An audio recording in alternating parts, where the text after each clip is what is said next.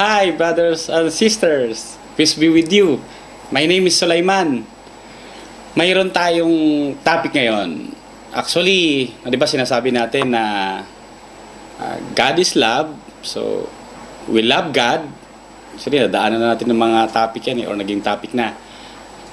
Pero, bakit kaya? Bakit kaya may mga binibigay yung God na minsan hindi natin gusto? Katulad nung sakit or sickness. Bakit kaya?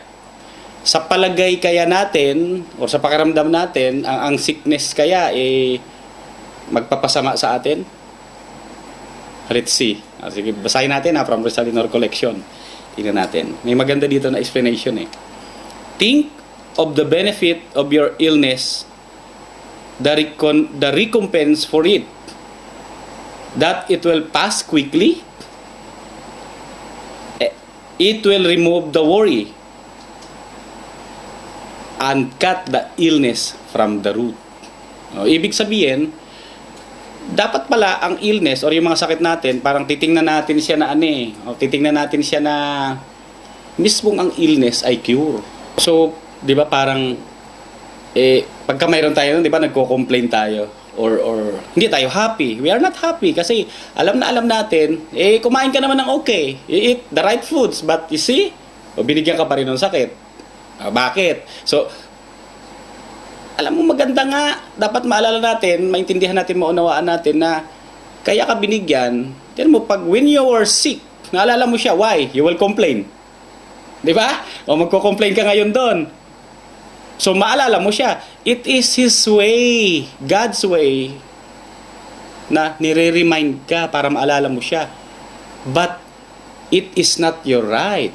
Sabi, it is not your right to complain.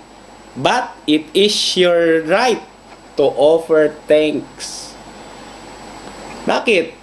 Tataas yung level mo ng good deeds kaysa magsabi ka ng negative. So, the sickness itself or yung illness itself is a cure. Kasi mas naalala natin yung God, mas naalala natin yung Creator natin. Di ba napakaganda? So, yun yung sinasabi, dinidiscuss natin na, kaya siya nagiging cure. Kasi you will be reminded of Him. Yung kanina, yung nabanggit natin, yung na hindi ka nga immortal. Na hindi ka immortal, sabihin, transitory yung buhay. So, you take refuge to God. Diba? Kasi siya lang yung pwedeng hinga natin ng tulong Wala nang iba pa. And then, you will remember Him. So, naalala ka niya, hindi ka niya pinapabayaan. Napakaganda. So, malaki pala ang benepisyo kapag mayroon kang sakit. So, pwedeng mag-move sa'yo ng yung faith into another level. Tapos good deeds, malaking check. Di ba? Magkakaroon ka. So, yun nga sinasabi, hindi pwedeng mag-complain kung di magpasalamat. Ha? Okay? So, ang grabe. Wala akong masabi, alhamdulillah. So, maraming salamat sa panonood.